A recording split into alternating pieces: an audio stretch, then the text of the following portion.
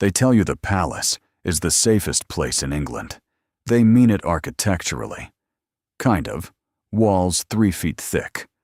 Cameras in the cornices. Plus, 42 guards on rotation before breakfast. They mean, I guess, the building is safe. Plus, they never said anything about the people inside it. I've stood post outside rooms where history was decided over cold tea and colder silences. I've watched ministers lie to ministers. I've watched men shake hands, and then, the moment the door closed, wipe their palms on their trouser legs like they'd touched something diseased. I've watched this institution eat its own with the table manners of a state banquet, slowly, precisely, and with someone else doing the cutting. But I'd never, in 11 years of service, watched it happen to a child. Princess Charlotte is 14, and she carries herself the way all of them are trained to. Chin level, eyes forward. Nothing on her face that the cameras could use. She learned that early, and they all do. But I'm a man who watches for a living, and I noticed the thing she couldn't hide, the way her shoulders dropped, just 2 millimeters, no more, every time she entered a room where Camilla was already waiting. 2 millimeters. That's not fear. That's preparation. What followed was 3 days I'm not permitted to speak about, in full. 3 days, pretty much, that tested every protocol I'd ever memorized and made a mockery of half of them. 3 days during which I began to understand that the greatest threat to a princess isn't standing outside the gates. It's already at the breakfast table. This, I guess, is what I saw. This is what I logged. And this is what I'll carry until the day someone in this institution decides the truth is more useful than the silence. The morning it started, so I was logging a routine shift change in the blue drawing room corridor, one of those stretches of Buckingham Palace that smells permanently of old flowers and carpet that's been cleaned 1,000 times and never quite recovered. My logbook was open. My pen was the same Stadler I'd carried for 3 years, a small ritual, a small sanity. I'd written the date, the time, the names of the 2 guards rotating in, and then I stopped. Because Charlotte was in the corridor, which at 6:47 a.m., kept alone, and this isn't how it works. She knows this. The royal children are never unescorted in transitional spaces before primary security arrives for the morning.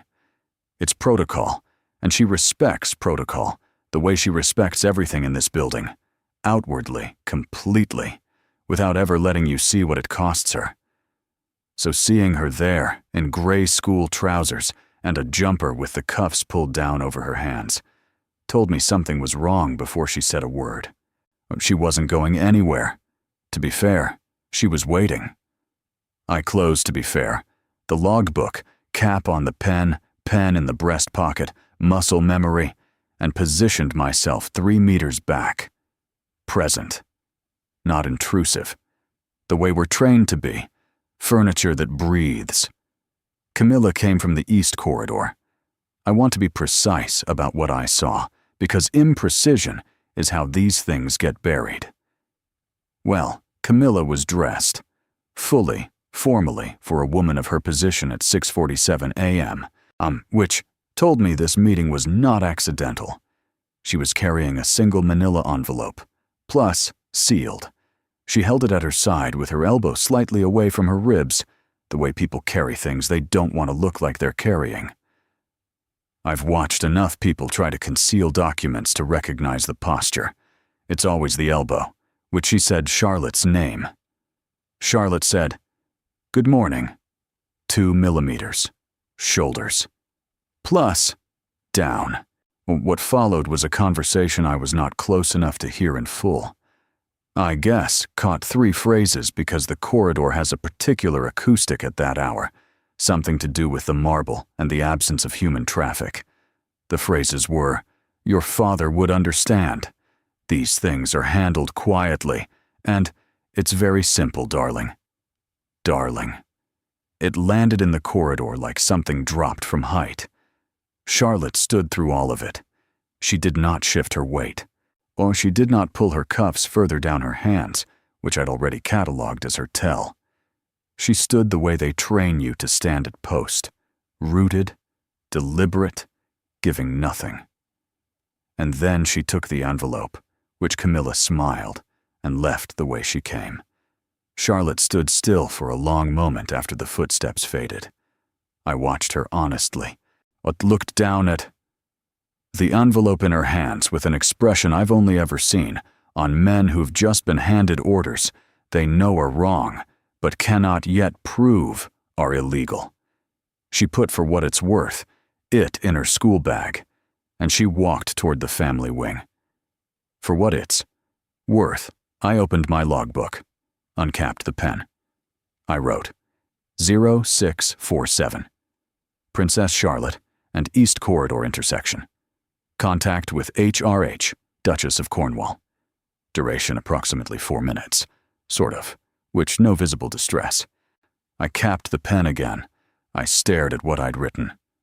No visible distress, to be fair, is what I wrote because it was technically true and completely useless. The way official language always manages to be both simultaneously. She hadn't been visibly distressed. She'd been visibly managed.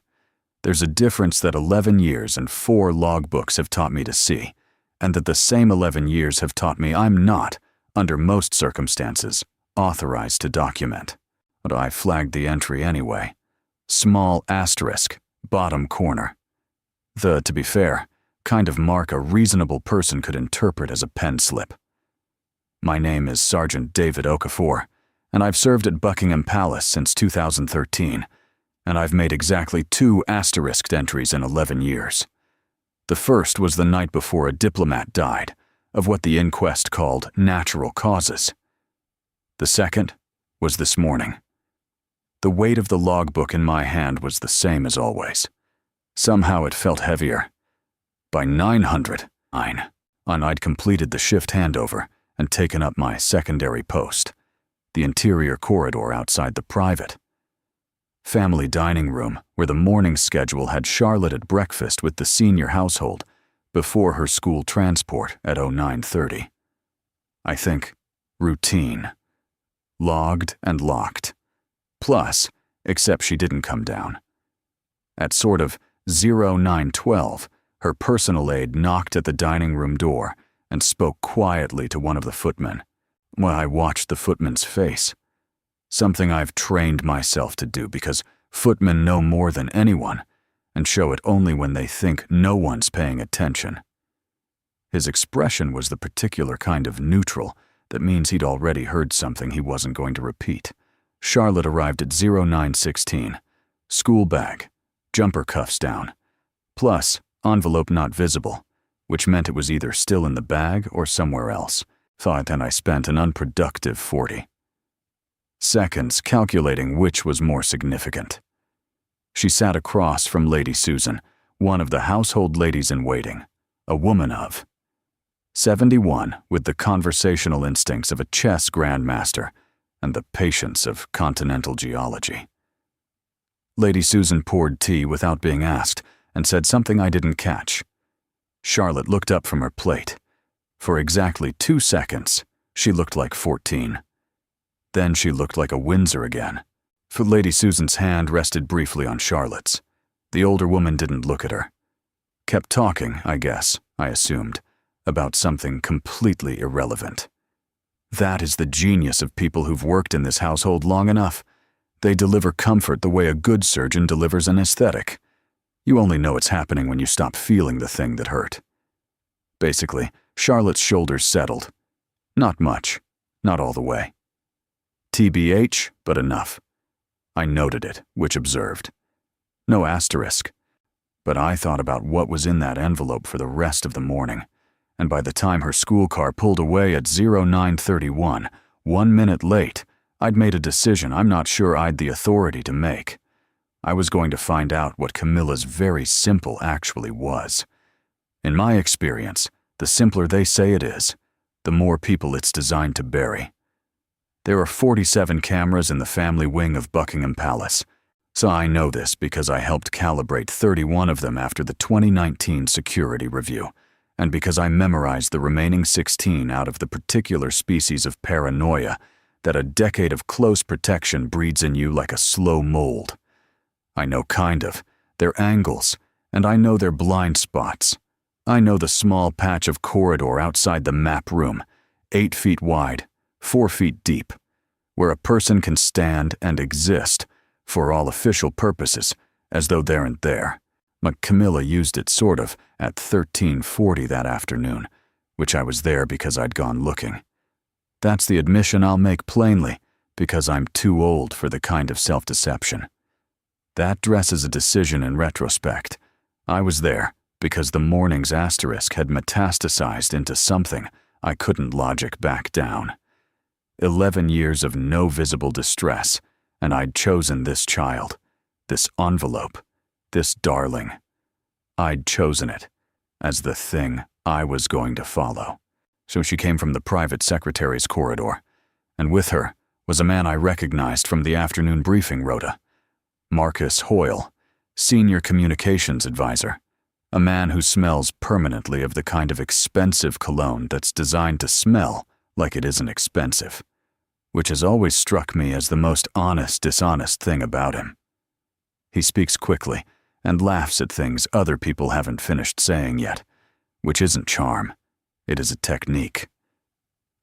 I was in the blind spot, and they stopped 2 meters from my position.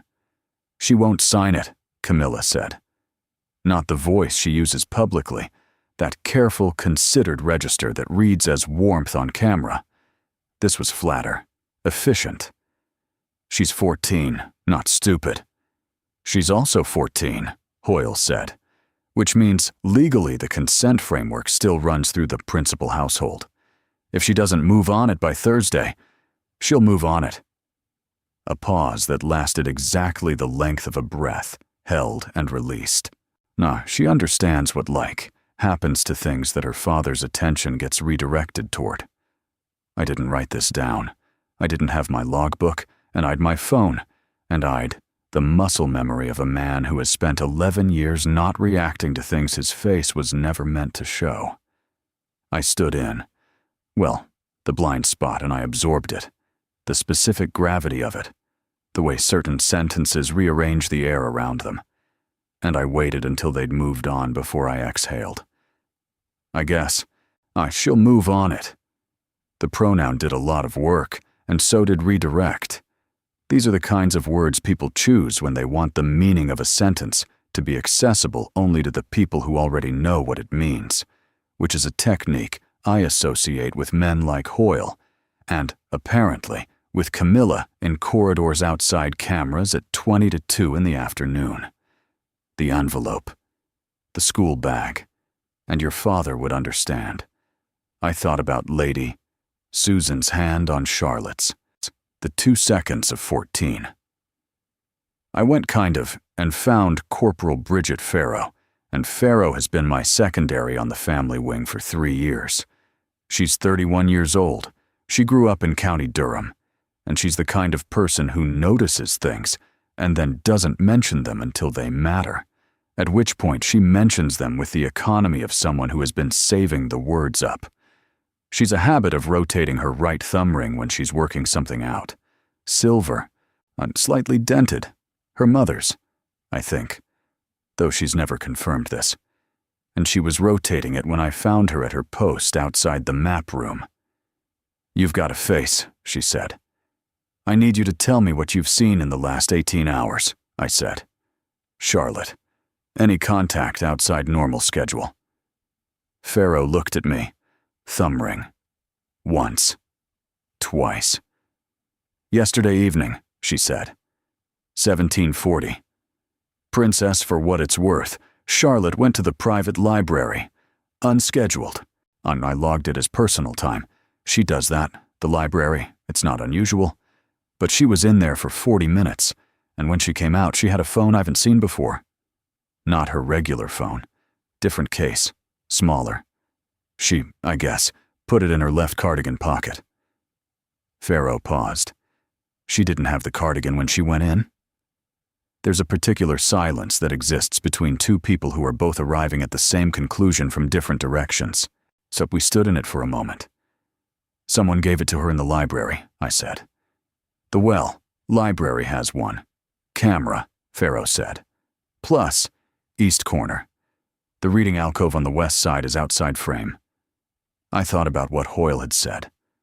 Thursday. This was Tuesday. 36 hours. "Who has access to the library at that hour without logging?" I asked, though I already suspected the answer. Pharaoh stopped rotating the ring, which, senior household staff, ladies in waiting. A beat, not Lady Susan. I sat with that. Because Lady Susan's hand had rested on Charlotte's at breakfast. Because that gesture had settled something in the girl. Because I'd read it as comfort, and now I was rereading it entirely. Not as comfort, but as instruction. The hand. The brief contact. Something pretty much passed or confirmed or communicated in the grammar of a touch that a corridor full of people would see and interpret as kindness. Lady Susan was 71 years old and had served this household since before Charlotte's father was born. She knew where every camera wasn't. I went back to the logbook at 1600. My 0647 entry. The asterisk. I read it 3 times. Then I turned to a fresh page, wrote nothing on it, and stared at the blankness for longer than I'd like to admit. Here is what I knew. Charlotte had been given an envelope containing something she was being pressured to sign or comply with before Thursday. And she had, through channels I was only partially reconstructing, received a second phone, possibly a communication line outside the monitored household network. At least 2 people inside the palace, one of them in Camilla's direct confidence, were coordinating this. And at least one person, Lady Susan, 71, steady-handed, chess-minded Lady Susan, appeared to be running interference. Well, for Charlotte, or for Camilla, that was, in my opinion, the gap I couldn't close, which because the hand on the hand had looked like an ally. But so would the other thing. I closed the "for what it's worth" logbook without writing anything on the fresh page. Downstairs, somewhere in the formal schedule of a Tuesday afternoon, a 14-year-old girl was going about the careful performance of her normal life. Lessons, correspondence, approved appointments, and in her left pocket or somewhere private and close, a phone that nobody official knew about. I needed to know what was on it. I needed to know whose side the old woman was on. Thursday was 34 hours away, and Thursday came in gray. London does, to be honest. This in November smears the morning into something the color of old pewter, flattens the light until the palace grounds look like a stage set for a production that's been running too long. I'd been on post since 0500, and Pharaoh was on the gate. We hadn't spoken since Tuesday. We didn't need to. There's a kind of operational silence that exists between 2 people running parallel tracks toward the same uncertain point, and we'd been in it for 40 hours. The household schedule, honestly, had Charlotte at a formal engagement at 1100, an afternoon reading event in the Bowroom, 23 children from a Hammersmith primary school, cameras cleared, low security, the kind of royal diary commitment that looks effortless from outside and takes 6 people and a full risk assessment to arrange. After that, private time. No logged appointments, sort of, between 1400 and 1730. Which meant, that if something was going to happen, if Thursday meant what Hoyle had implied it meant, the window was the afternoon. I'd spent Wednesday night making a list of what I couldn't do. I couldn't access Charlotte's communications. Plus, I couldn't pull camera feeds without a logged security reason. I couldn't approach senior household staff with what amounted to a theory assembled from corridor acoustics and a thumb ring and an asterisk. I'd a sergeant's authority and a pen and about 16 hours of accumulated dread, none of which is a recognized security protocol. What I could do was be where things happened. The reading event ran 5 minutes long, and Charlotte was good at these. She's this quality of attention that makes children believe she's genuinely interested in their drawings, which is either an extraordinary gift or an extraordinary performance, and I've never been close enough to the inside of her to know which. I stood post at the bow room door and watched her crouch to the level of a small boy, showing her a picture he'd drawn of a horse that looked nothing like a horse. And she studied it with the specific gravity of a woman assessing a constable. "That's his tail," the boy said, pointing to a line that could have been anything. "It's a magnificent tail," Charlotte said. It was a magnificent tail. She was right. The boy glowed. I logged nothing. I watched the door. Camilla arrived at 12:13, which unscheduled. She, for what it's worth, came through the interior door. Household access, or not public-facing. And the room arranged itself around her arrival the way rooms always do. A ripple of posture adjustments, a fractional shift in the direction of faces.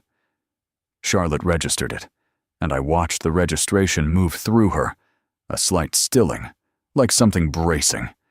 And then she finished her conversation with the horse-drawing boy, and straightened and smiled at the room. 2 millimeters. Camilla spoke to be fair, the event coordinator. Perfectly pleasant. Something about the weather and the children's school. She did not approach Charlotte. She positioned herself near the window and allowed the room to settle back into its rhythms. And then she simply existed there, present. Patient, the way a chess piece exists on a square. Charlotte moved through the remainder of the event, without approaching her. When the school children filed out, the 2 women were alone in the room, except for the coordinator, 2 footmen, and me. "So, darling," Camilla said. Charlotte turned. "I thought we might have a word." I moved to the interior corner of the bow room. This is permitted. Sergeant's discretion. Security positioning. I stood with my back to the wall and watched. Charlotte said, "I've thought about it." Camilla waited. The answer is no. The words sat in the room, clean and level. She'd said them the way you say something you've been practicing, not nervously, but with the over-precision of words that have been test-driven until they fit. I recognized it. I use the same technique when I'm testifying. Camilla's expression did something small. Not surprise. She's too trained for surprise. More like a recalibration. She looked at Charlotte for a moment with the particular attention of someone reassessing the distance to a thing they'd believed was closer. "Your father," she began. "My to be fair, father," Charlotte said, "so knows." The temperature in the bow room dropped by something I couldn't measure and didn't need to. Camilla said nothing. "Lady Susan helped me write the letter," Charlotte said. "He received TBH it yesterday morning." A pause. Brief. The length of a decision already made. "Whatever you thought was happening on Thursday has already happened, just differently." She picked up her reading event program from the table, a small printed pamphlet, the kind they give to school children, and folded it in half with the careful deliberateness of someone concluding a meeting. "Excuse me," she said. "I've correspondence." She walked past Camilla to the door.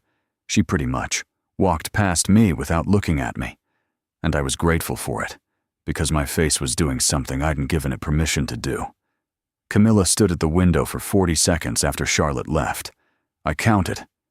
Then she left through the interior door without speaking to anyone, and I stood in the empty bow room with the smell of 23 school children still in the air, something between pencil shavings and packed lunches and the particular plasticky warmth of children's coats. And I opened my logbook. Kind of. Bow room. Plus, unscheduled contact. HRH Duchess of Cornwall and Princess Charlotte. Duration approx. 7 minutes, No visible distress. I capped the pen. The asterisk hovered at the end of my pen for a long moment. I didn't make it. And because the asterisk means something happened here that the official record cannot hold, and what had happened here, what a 14-year-old girl had done in a 7-minute window in a room with good natural light and a bunch of children's drawings of bad horses, was not something that needed my annotation. She hadn't needed me. She had needed 40 hours, a 71-year-old woman with chess instincts, a phone in a library. Whatever it cost her to walk into that room and say no in 2 syllables. In my opinion, I closed the logbook. Outside, the gray November had thickened into something that might have been rain if it could be bothered to commit. I thought about Lady Susan, about the letter, about the fact that Charlotte had said he knows in a way that suggested she didn't entirely believe that changed things. She was right to be uncertain. The envelope was still out there. Plus, whatever was in it didn't stop existing because a 14-year-old had said no in a beau room on a gray Thursday. It just needed, to find a different shape. I put in my opinion, logbook in my breast pocket. Pen beside it for what it's worth. Stadler, 3 years, small ritual. I thought about the next envelope. I thought about what Thursday becomes when Thursday doesn't go the way it was designed to.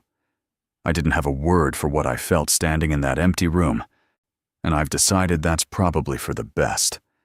Some things are better logged than understood. Some things you carry,